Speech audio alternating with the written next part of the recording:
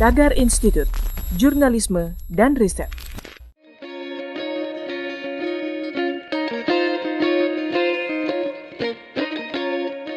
Halo Tagarians, para penonton Tagar TV dan juga pembaca Tagar ID, apa kabarnya? Senang sekali saya, Kori Olivia, bisa kembali menemani Anda di Tagar TV. Hari ini saya ingin membacakan opini Muhammad Guntur Romli, aktivis Nahdlatul Ulama, tentang FPI, senjata api, dan terorisme. FPI bukan lagi komplotan yang biasa sweeping kafe-kafe, tapi kini sudah terkait dengan senjata api dan terorisme. Sebelum terkait senjata api dan terorisme, rekam jejak FPI sudah mengerikan. Bagaimana tidak? Imam besarnya, Rizik Syihab, pernah diringkus masuk penjara 2 kali karena kejahatan penghasutan. Padahal tidak ada satupun ormas dan organisasi di Indonesia yang dipimpin atau menokohkan bekas narapidana. Apalagi pernah tersangkut kasus yang sama 2 kali. Sekretaris Umum FPI Munarman juga pernah mencicipi dinding penjara puluhan bulan. Mantan pembela HAM yang kemudian melanggar HAM dengan dijebloskan ke penjara. Kini FPI tampil dengan citra yang mematikan terkait senjata api dan terorisme. Ini bukan fitnah atau kabar bohong atau hoax. 6 orang dari gerombolan FPI terpaksa didormati oleh petugas polisi karena mereka menyerang polisi dengan senjata api. Ini kejahatan yang tidak bisa dibela. Pencopet tidak bersenjata yang tertangkap oleh massa saja bisa jadi bulan-bulanan masa. Karena bikin geram, marah, apalagi yang bersenjata api. Penegak hukum pasti akan melakukan tindakan tegas kalau ada yang menyerang dengan senjata, apalagi senjata api. Pilihannya cuma 2, ditembak atau menembak, dibunuh atau membela diri. Saya tidak paham pada mereka yang masih membela gerombolan FPI yang menggunakan senjata api itu. Mereka dibela karena ditembak mati polisi. Kalau polisinya yang mati, apa mereka juga akan koar-koar soal pelanggaran HAM? Atau cuma bilang, itu resiko tugas. Saya malah bersyukur yang mati itu perusuh NKRI yang menggunakan senjata api, bukan polisi. Aparat penegak hukum yang tegas harus kita lindungi untuk menjaga negeri ini. Kalau perusuh NKRI, apa gunanya dibela? Malah mereka akan terus bikin rusuh negeri ini.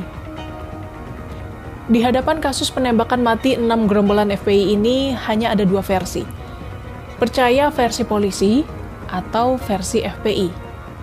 Saya percaya versi polisi. Karena rekam jejak polisi tidak pernah membunuh FPI selama ini. Mereka terbukti benar selama puluhan kasus berhadapan dengan FPI. Bahkan imam besar FPI sudah terbukti di pengadilan bersalah dan divonis penjara 2 kali. Kalau sekarang polisi menembak mati FPI, maka ada penyebab yang luar biasa. Kedaruratan sehingga mereka membela diri, yaitu gerombolan FPI menyerang polisi dengan senjata api. Kalau FPI sudah terbukti berbohong dalam puluhan kasus, jadi kamu pilih yang mana? Percaya institusi negara NKRI Polri atau ormas tidak jelas yang punya cita-cita kedaulatan khilafah Islamiyah seperti FPI ini? Kaitan FPI dengan jaringan terorisme sebenarnya bukan informasi baru. Sejak tahun 2000-an sudah ada informasi kaitan orang FPI dengan jaringan terorisme. Tapi saat itu masih dilihat sebagai kasus oknum FPI. Padahal dalam segala aksinya, seperti sweeping cafe, warung, dan melawan hukum, serta petugas, sudah menjadikan FPI sebagai lahan persemaian bibit-bibit radikalisme dan terorisme. Kini sudah ada data 37 orang FPI yang terlibat jaringan terorisme. Ini bukan lagi dilakukan oleh oknum. Negara harus melihat secara cermat, FPI bisa menjadi penyuplai, agen atau broker yang mengirimkan anggotanya untuk menjadi teroris yang sesungguhnya setelah berlatih bersama FPI.